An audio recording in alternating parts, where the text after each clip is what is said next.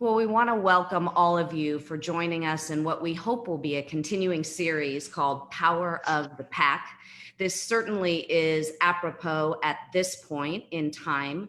You know, we understand that potentially this may look like it's not an appropriate time for us to have this conversation. And yet for me, I felt like what more appropriate time than to gather around the table, so to speak, with a group of women that I have admired for so long that are doing incredible work in each one of their sectors. For me, every single thing that happened in my life happened with a group of women that sat around a kitchen table with my grandmother, her sisters, her cousins, these badass women that sat there in the kitchen and solved the world's problems. I'm definitely not promising that we're going to do that today, because we know in these trying times, there are very complicated answers, and we all are going to have to work very hard to create solutions. We have a long way to go. And even us at Quarry Arctic, both Ida and I, we know that from the fish farm all the way to home, this affects everyone. And so this is really only a starting point, and we get that. I think that we know that whether it's the work that we're doing with women and gender equality, or much further into this as we look at these issues with racial injustice, we have a long way to go. So this is just the start, and we hope that this will be the beginning of a dialogue that really for all of us individually, and especially for those of us at Quarry Arctic, we know that we're going to be putting some of these solutions right into place. Only just the beginning. So joining me, I want to introduce everyone very briefly so that we get a chance to just get to know you if you haven't had a chance to know these women before. First of all, Chef Adrienne Cheatham, who has been a champion of Quarry Arctic from the very beginning.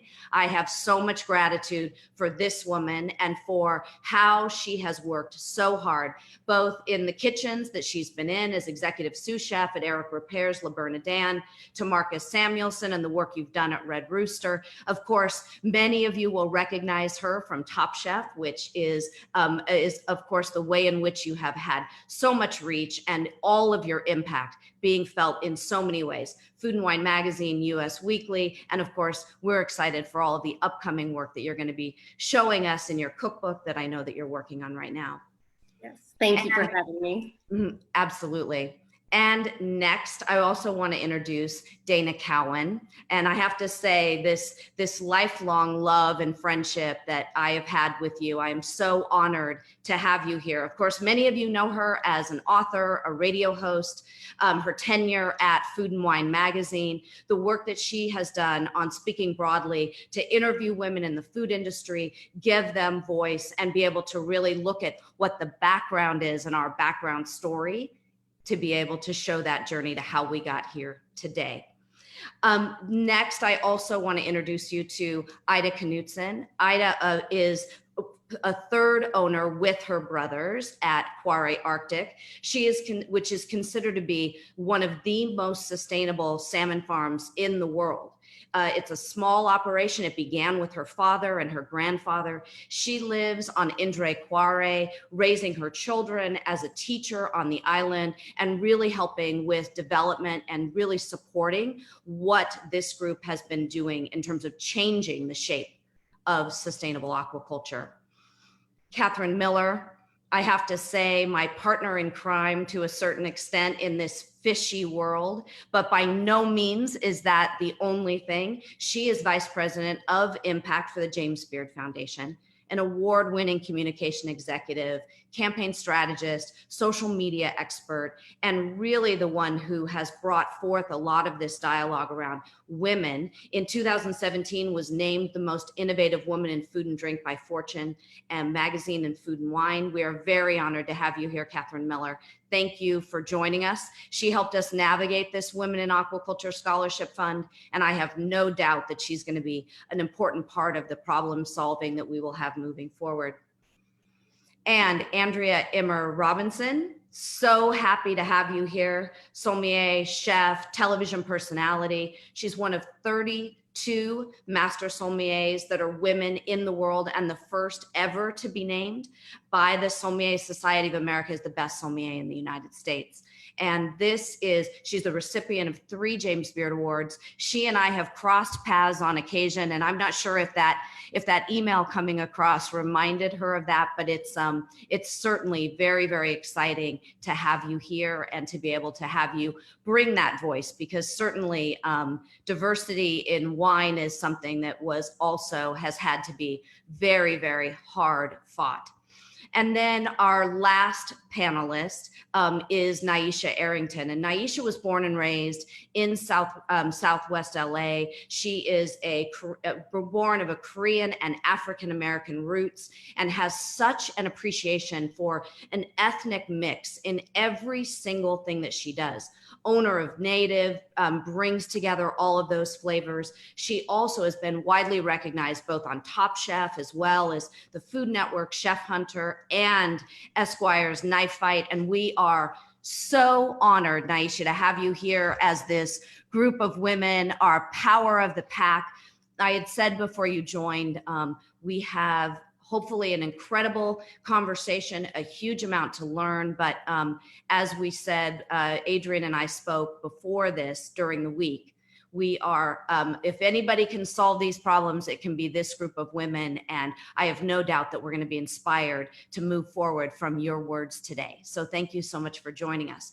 And with that, I am going to give it over to Adrienne to be able to start this, to be able to ask us questions. I told her, don't spare the tough questions, because we want to talk about this and we want to have this be a real deep dive as we look at the work that we're doing and how it will proceed forward. So with that, Adrienne, please start. Thank you very much, Jen. As Jennifer said, we've had a great time working together with Quare. I was at the dinner at the James Beard House that we did for guests and food writers to introduce them to the beautiful fish that comes from this farm that Ida and her family have created up in the Arctic Circle. And that was when the scholarship was announced. And obviously this call was scheduled to be able to talk about the scheduled deadline for the scholarship that's coming up Thursday, to get more women invested and working in the aquaculture world. However, the world blew up in the meantime. And I'd hate to say that things changed, because nothing has changed. It's just people are at home and tuned in more. So thank you guys for all staying as a part of this conversation, and Dana, and everybody proposing that it's okay to do this pivot. Let's talk about it. You'll have to excuse my puffy eyes as I was talking to my mother last night about how to pose questions and what do I ask to this group of women, because my mother herself has been in the F&B industry for my entire life. So she's also a white woman who has, as she told me, benefited from her privilege and not having a college degree, had an amazing career at Starbucks, that she said if she were a Black person, she probably wouldn't have gotten those opportunities, because she didn't have a college degree, and that was a requirement that they would hold against people if you didn't. But she was able to circumvent that because she looked like everybody else. So I excuse my puffy eyes, because she reminded me of stories growing up where my sister and I were cowering in a shoe store where the owner of the shoe store was calling us the N-word and telling us, why are you stealing? We're like, my mother gave us $30 to buy some tree torns to go back to school. Like, that's what we're here for. And she reminded me of all these stories and all these instances. And it just made me remember that this is the world's oldest problem. This is this country's oldest problem. And it is also the food industry's oldest problem. The food industry was built on the backs of Black people. We have built not only the agriculture, we have built the service side of this industry, and are very seldomly recognized for that. Most Black inventors had their patents stolen, or them and their families received zero money for it, from the ice cream scoop to everything else. And it's very painful for a lot of Black people right now, because we appreciate the fact that people are tuned in, but this is not new. So when Ahmaud Arbery was killed, it compounded on top of Trayvon Martin and Emmett Till and everybody else. It's not just our stories in our generation. We carry stories from our parents, our grandparents, and our great-grandparents.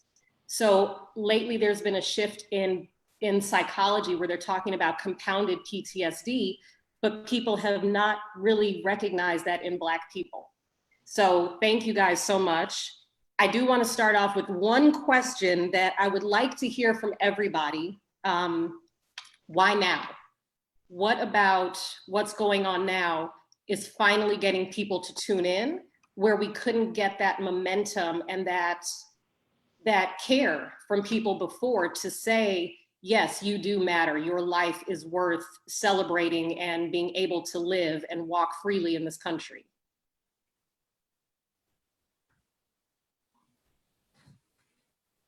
I'll jump in. I think that, is everybody hearing me okay? Okay. I think that there are some incredible voices of leadership now and opportunities for them to be heard that previously we didn't have. And it's that if you can see it, you can be it, and the opportunity to both see the right attitudes, the right approaches, and the right voices be modeled, and then take inspiration from that for that. So for me, I'm so grateful for this conversation. And I've been watching, for example, the mayor from Atlanta, Keisha Lance Bottoms, and feeling her expressions of the layers of impact that you're describing, Adrienne, in the sense that her first instinct as a mom to call her son and say, it's not safe for you to be out right now. I know you want to be out with your compatriots and contemporaries and be heard.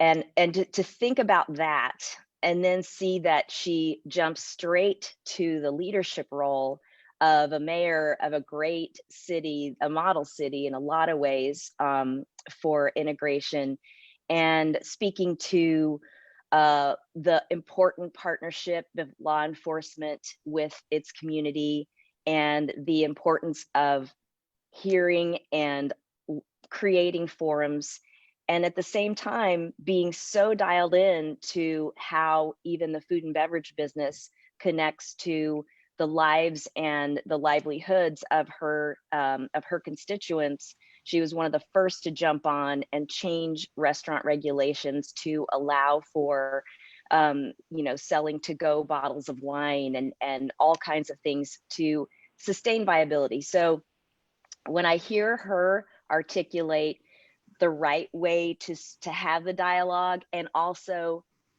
engage in real clear action and calls to action for her constituents and for the public, I'm inspired. And I think that the fact that we have her in a leadership position and people like her, and that there are places and forums for them to be heard, I think that's why now. I think also why now is that there is transparency through social media, and so no one can hide behind even darkness any longer, darkness of night. And so I'm glad for that. It's painful to watch, but without that, we're so easily blinded.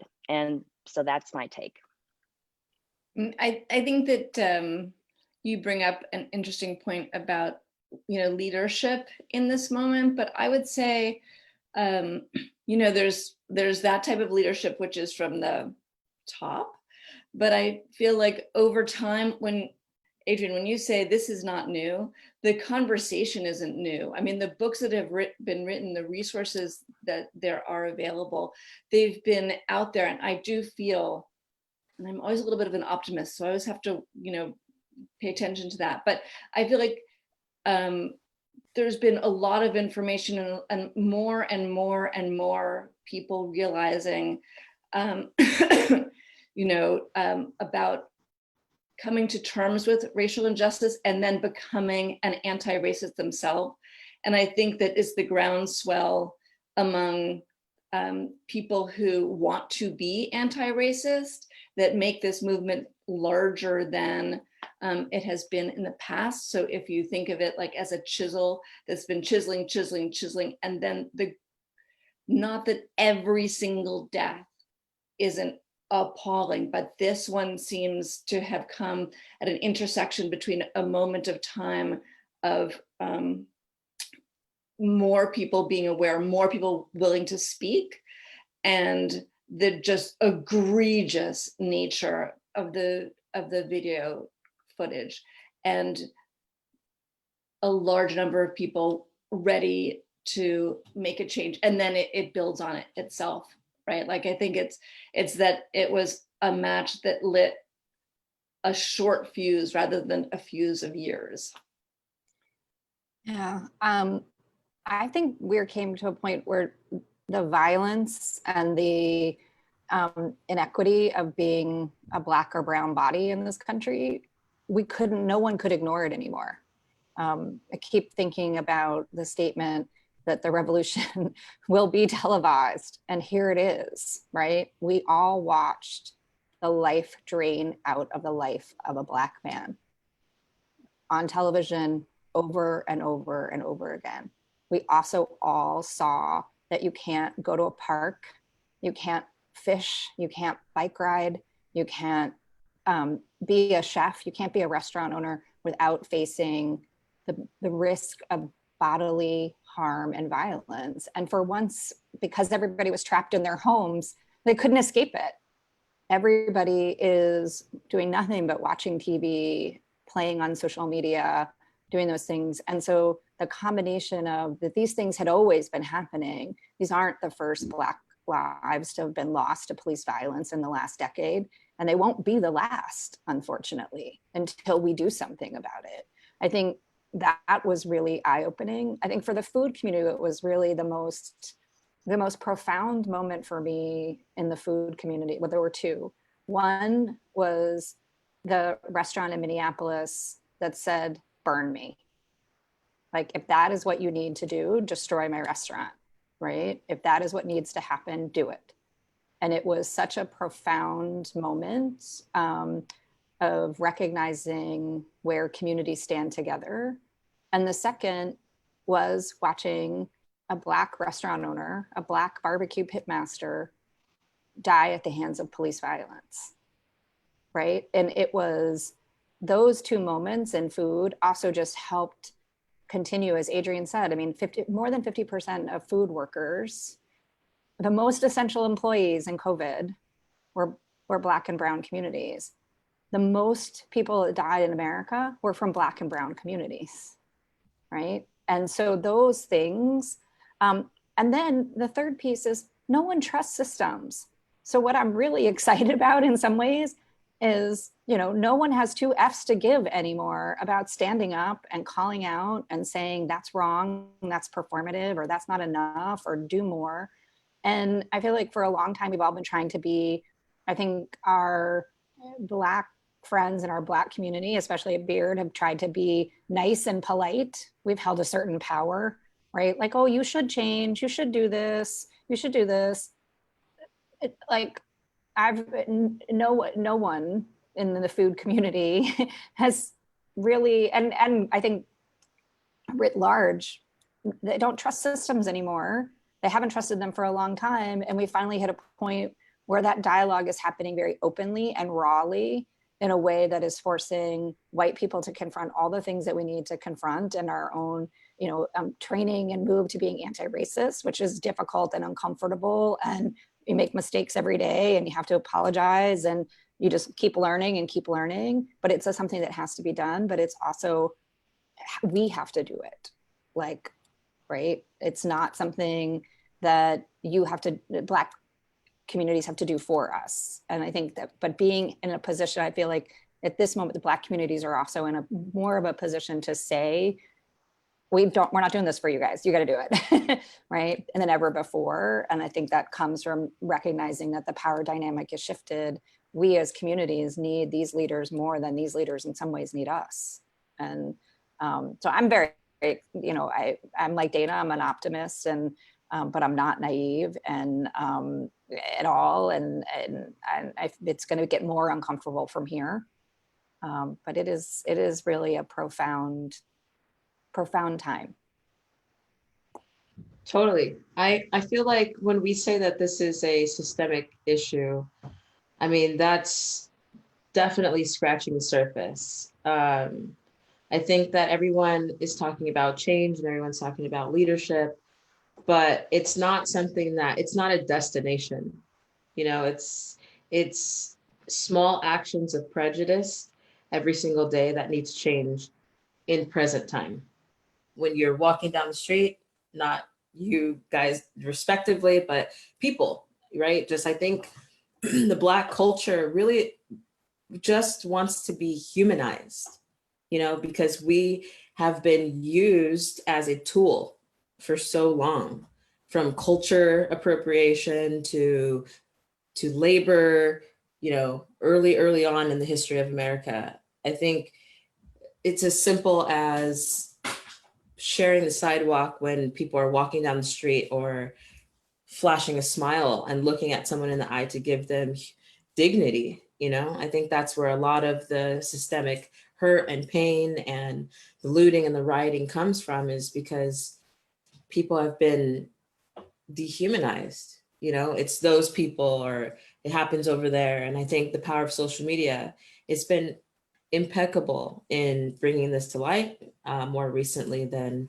before. And I have to be honest, I mean, that morning when I woke up and I read about Mr. Floyd's death, I was taken aback and I was confused, because I thought, didn't I just read this? Is this a new resurfacing article?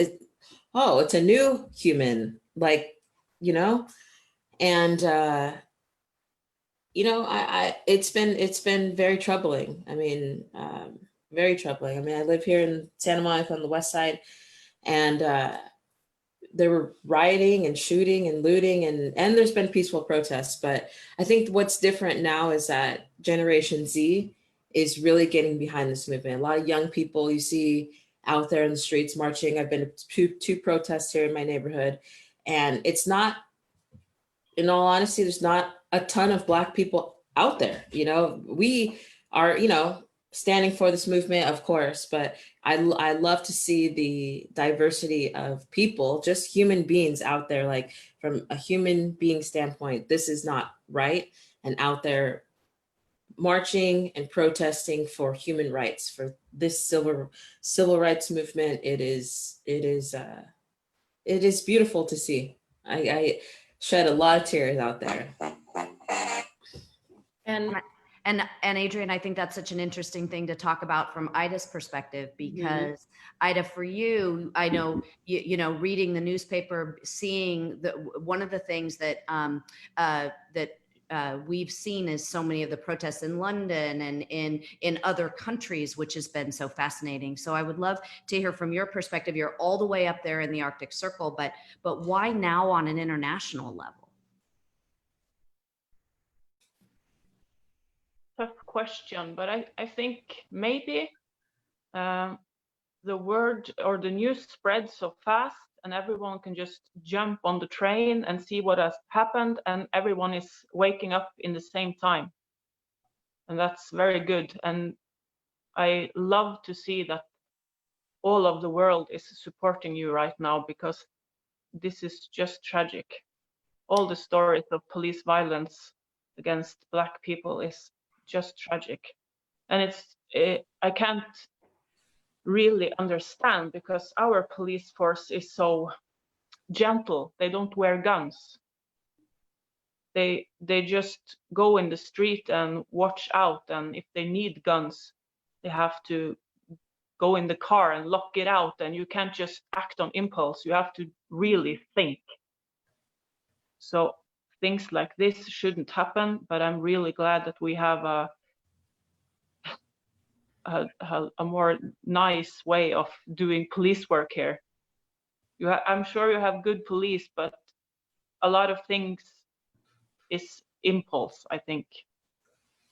And the racial question is not that strong in Norway either. So it's so almost weird to see what's happening in the US, and very sad. And Ida, you have one of the most important jobs as a teacher in combating racism. You get people and get to form minds and opinions from the earliest of ages, and bless you for that work, because that's where it begins.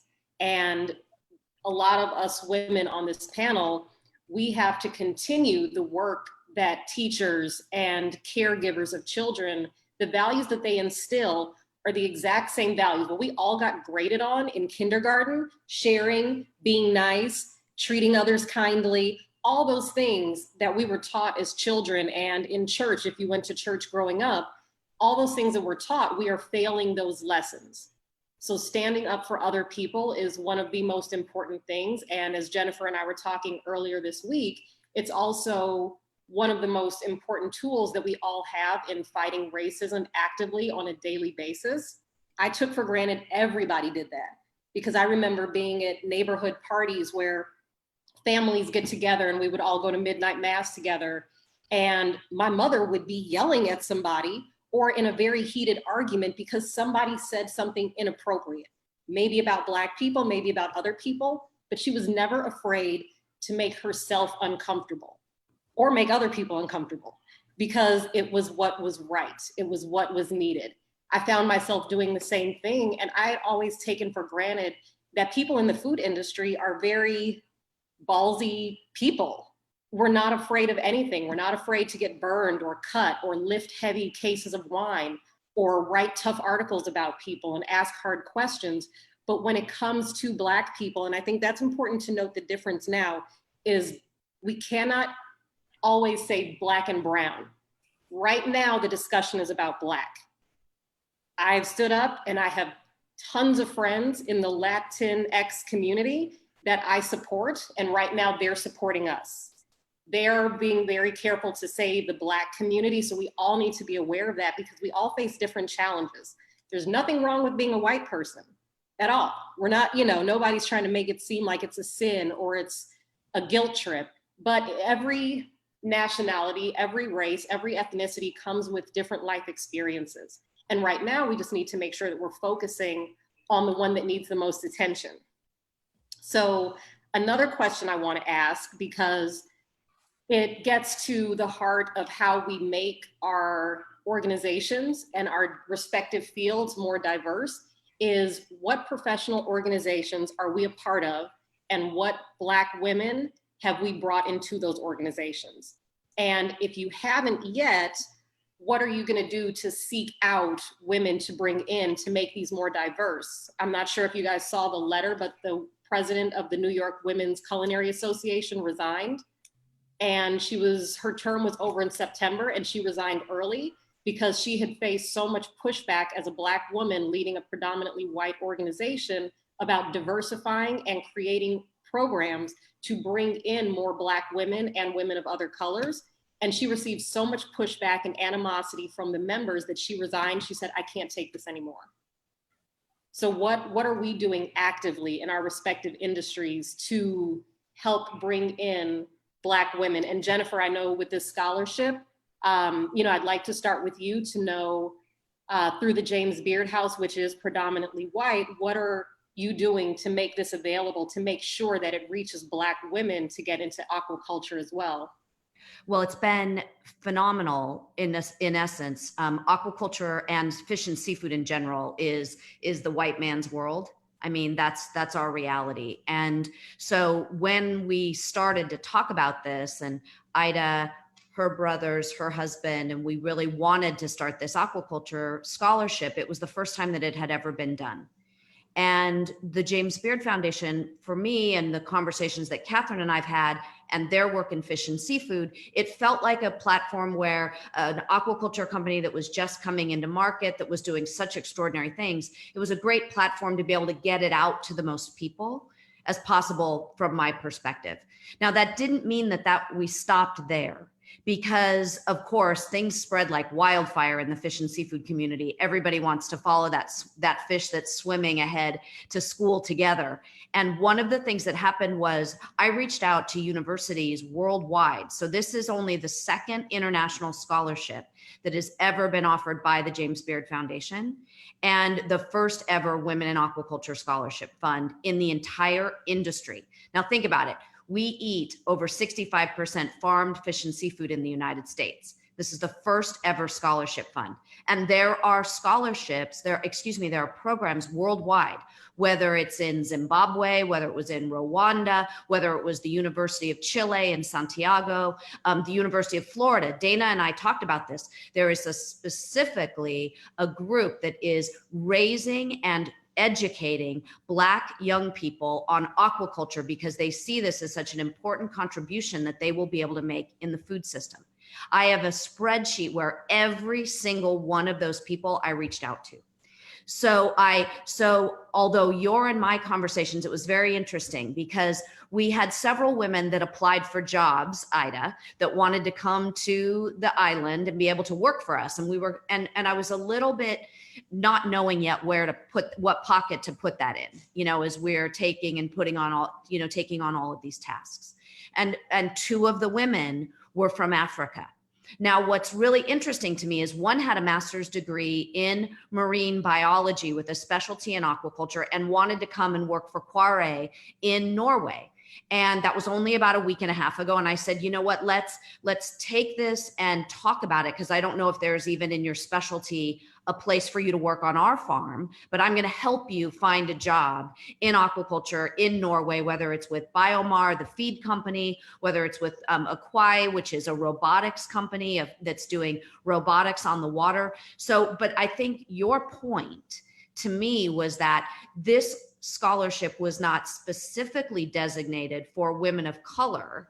And what I think, you know, we've talked about is that it's not about just one scholarship. We were always, you know, I may be letting the cat out of the bag here a little bit. Katherine won't know this. Maybe I did tell her we were always going to pick one or two or three women. We weren't going to just do one.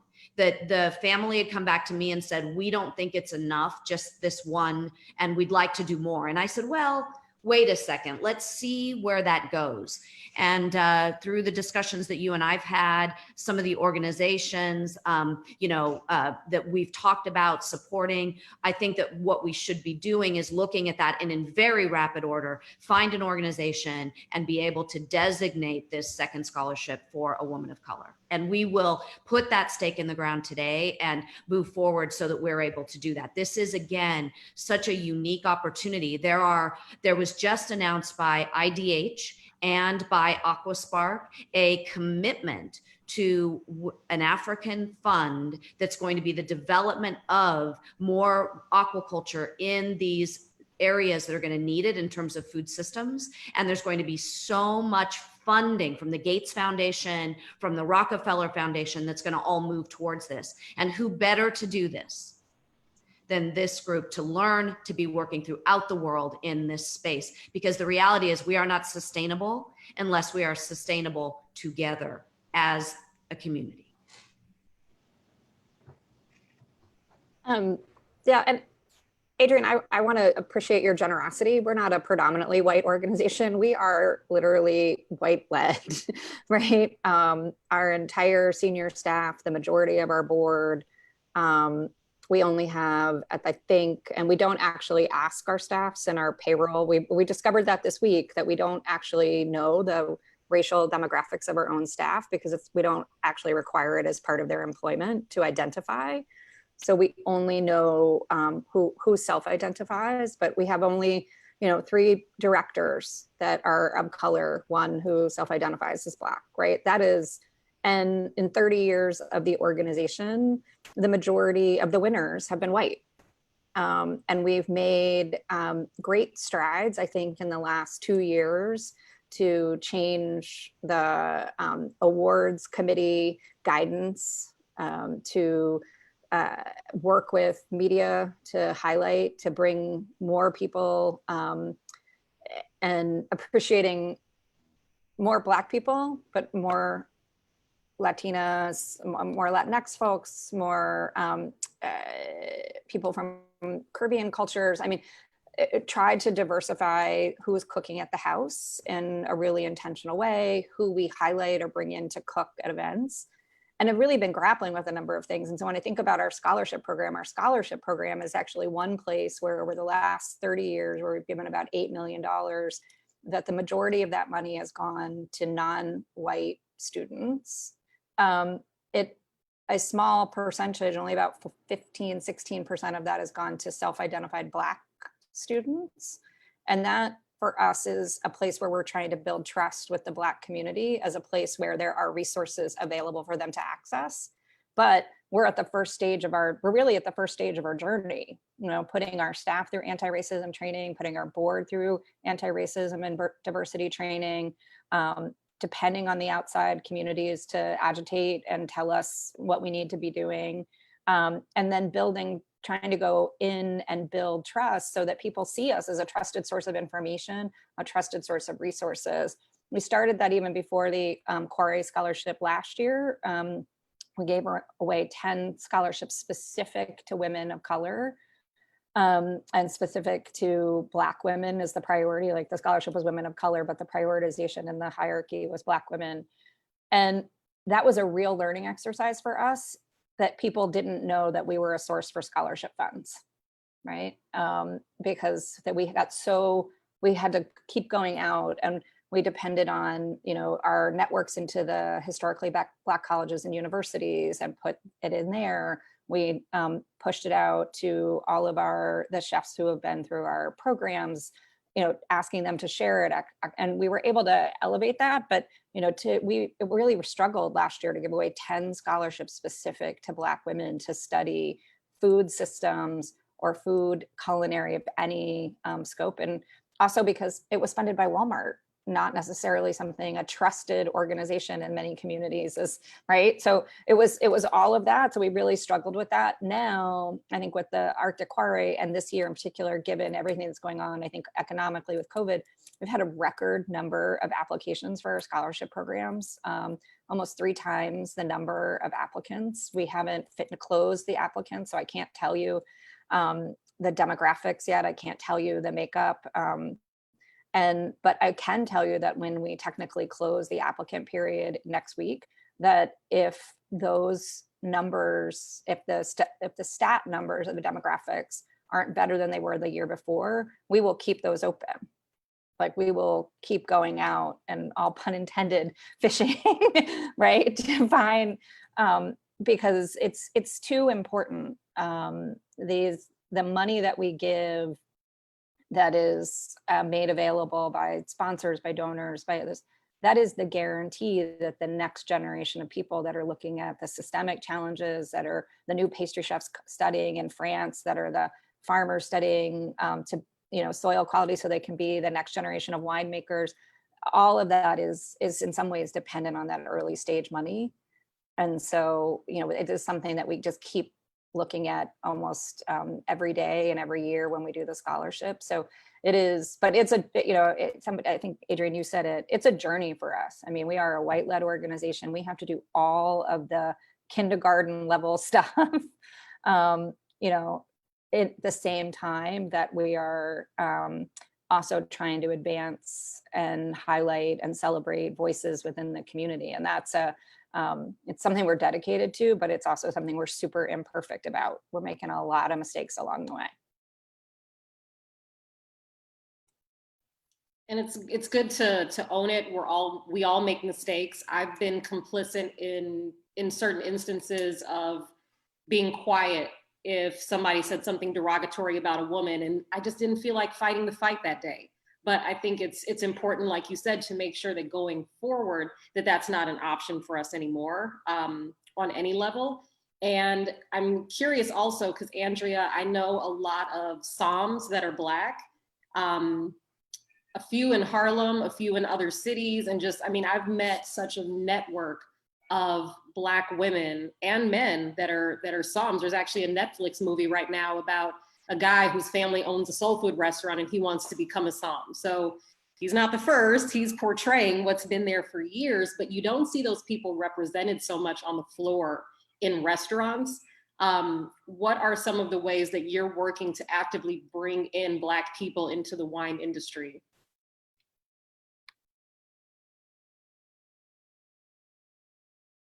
I think you're on mute. Sorry about that. It is still unbelievably a white male role, and yet I have also like the fishing a metaphor, been trying to bring together the people like you're talking about, the Black Psalms that I know, the Black students who are aspiring to that I know.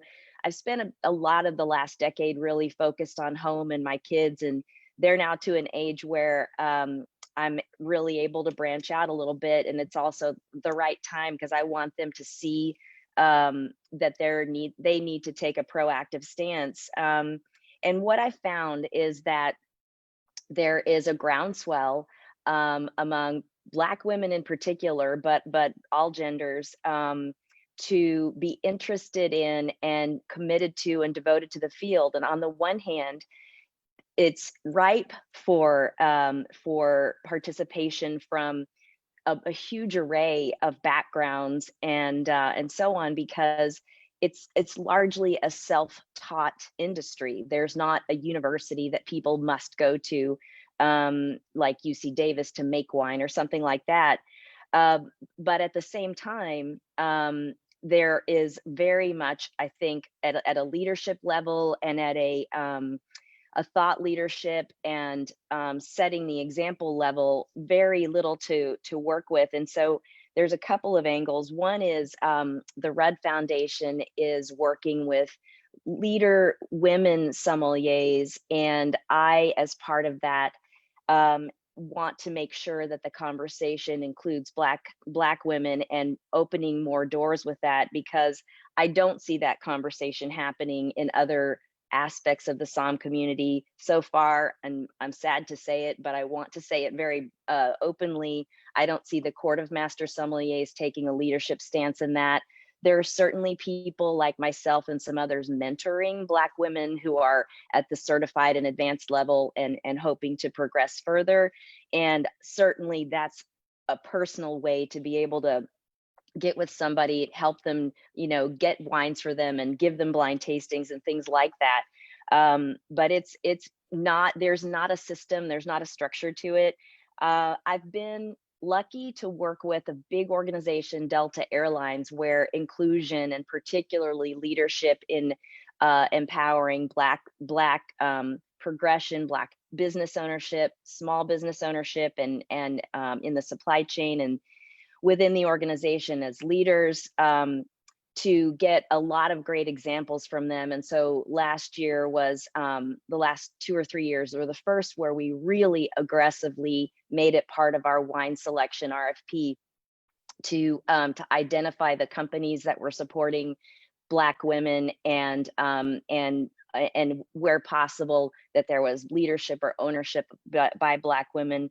So slowly but surely, I feel like I'm pulling together these tentacles to, I think and hope, come up with something more structured, because right now there's no structure. There's also a wonderful groundswell of Black women wine bloggers who are really opening our eyes to what's missing in the wine world in terms of how they get treated, the respect that they don't get afforded, and the voice that they bring, which is so awesome. So I feel like there is this network that I can draw on, and I'm hopeful that I can find a scholarship / advocacy organization that can help to pull that together, similar to what we're doing today, and then start to systematize it. That's great. It's great to hear that, because I've met so many women in wine, just like I've met a lot of women in aquaculture over this past year, who are, well, not aquaculture Black, but in wine Black. And it's been very heartening to see that, because it just expands our community and our network. Yes. And I like to go out to eat whenever I can go back out. I like to go and experience different things. And just like I would have a friend who's a Somm that I would hang out with, I'm meeting all these Black women in wine. There's a woman up here in Harlem named Cha who moved to Portugal to study wine there for a couple years.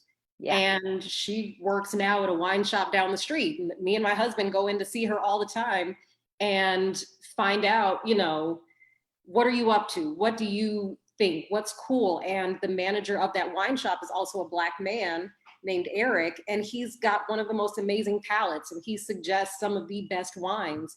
And these are people that I never saw in my 14 years in restaurants. Right. So to see them now is very heartening, but yeah, we want to make sure that it's on people's radar, like you, who are, at the highest level of your respective industry in the food sector, about how to bring them up along with everybody else, invite them to the tastings, do the things, everything that you're saying.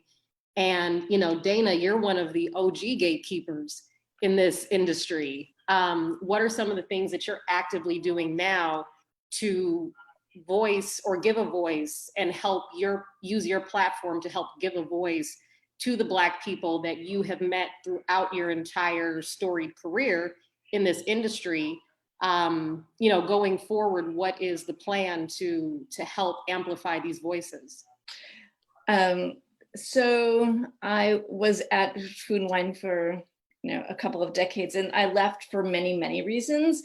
But one of them was I saw an opportunity to highlight different voices, different people, and that actually Food and Wine has moved far ahead in doing the kind of work that I'm doing separately now. But so I launched Speaking Broadly, which is a podcast and then a zine. And the idea behind the podcast and the zine is to highlight extraordinary women, but there are so many extraordinary Black women. And I've had the opportunity to have extraordinary Black women on that podcast and amplifying their voices. That was the whole idea. How can I create a platform for people who, aren't heard because there aren't enough places right now to do so. And one of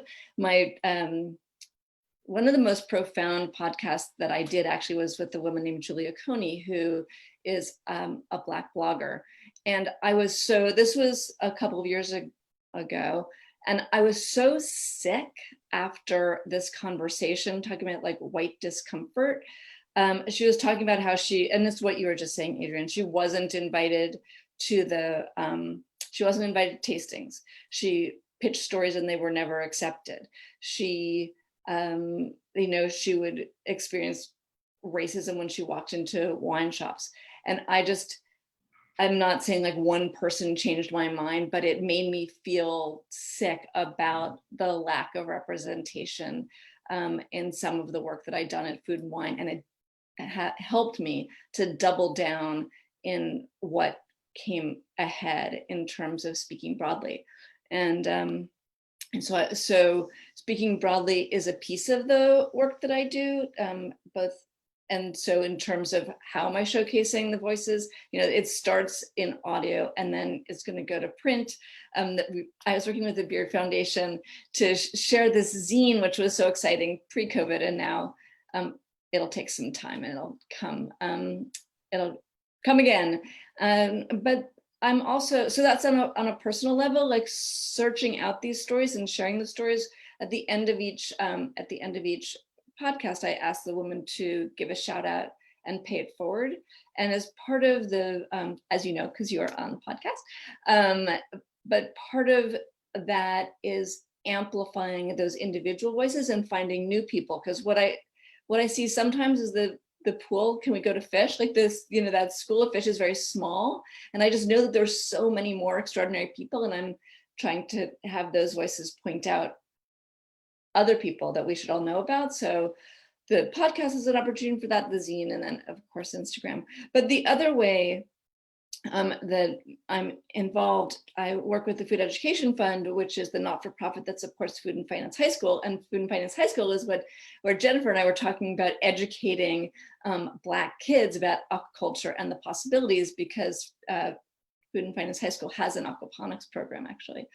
And so the student body is 95% non-white, and the board is predominantly white. And so this has been on our agenda, like who is it that we can add? Also, when we're looking for teachers for the school, I worked with them to create a career a year-long career program that actually it's a 4-year program.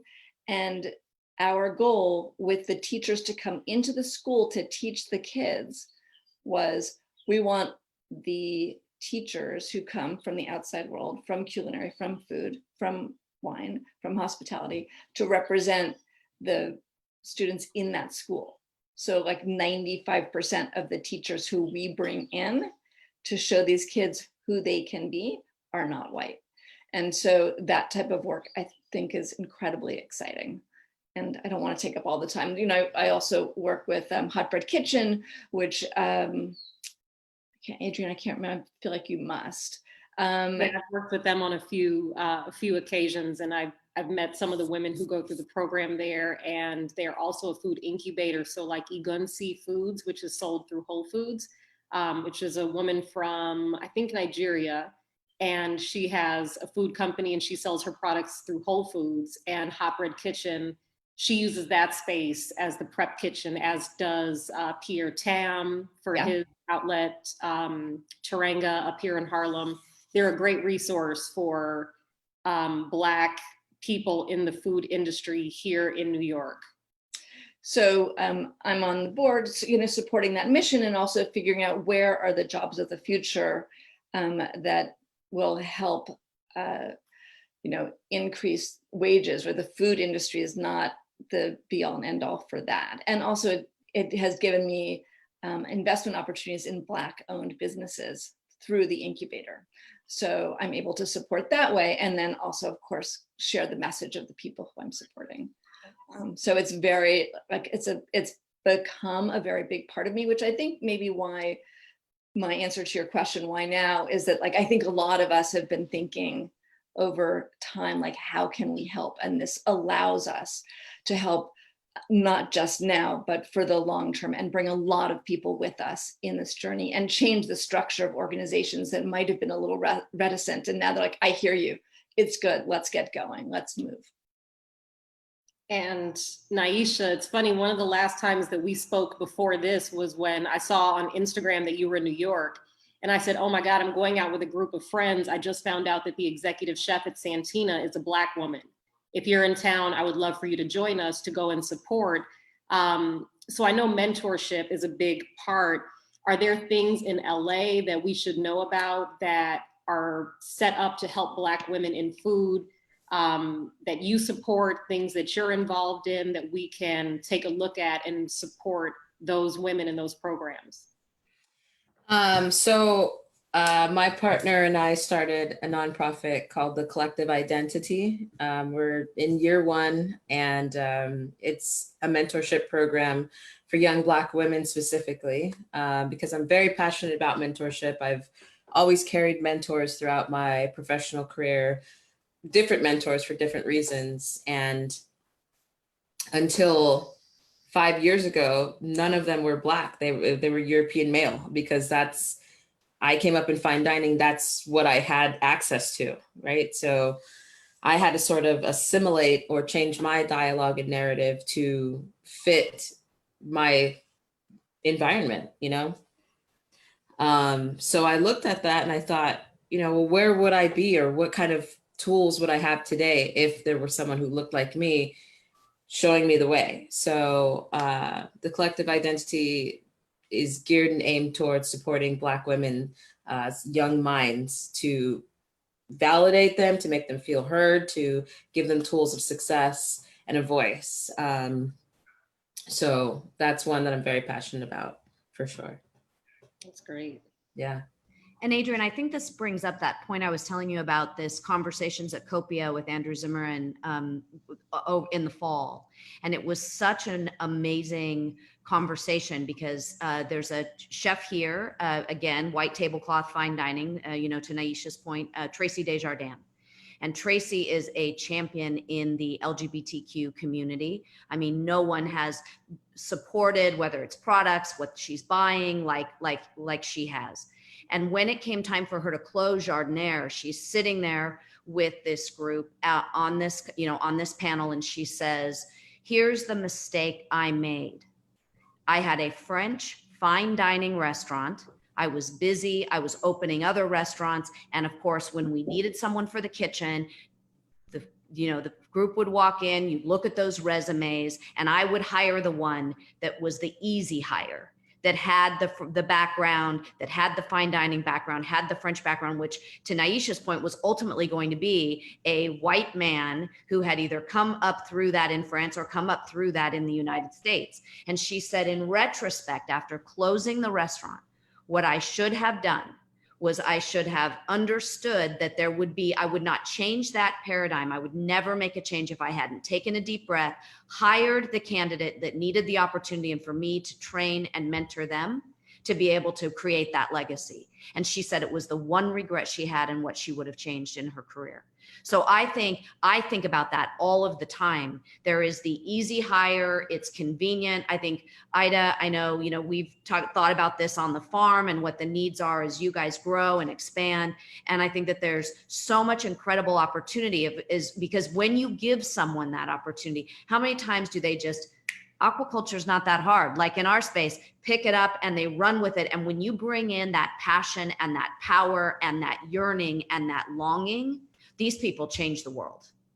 And so I think that's one lesson that we can all take, which is we need to create that path for opportunity. It's not one that should have already been paved. We should be breaking down the grass, creating the path, and putting this forward. And we all have to be committed to it every single day, because it's easy to just create out of something that already exists.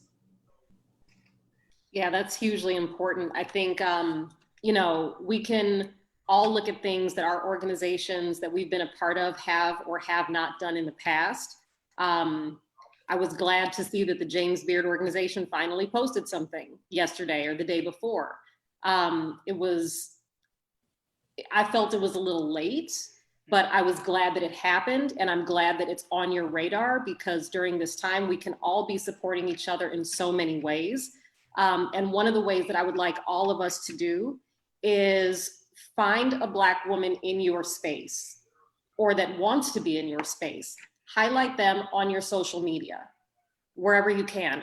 I'm not Sammy Nostrat. I don't have a huge Instagram following where people really care, but whenever I have the opportunity, I post pictures of Black chefs and women as well. But I would like us all to focus just for a little while on Black women in our respective spaces, in food writing, in wine, in professional organizations like the James Beard Foundation, because there are separate resources like Black Food Folks, and Colleen and Clay have done a great job in networking all these people. So if we don't have enough that in your immediate circle, we can use that as a resource to find people to highlight.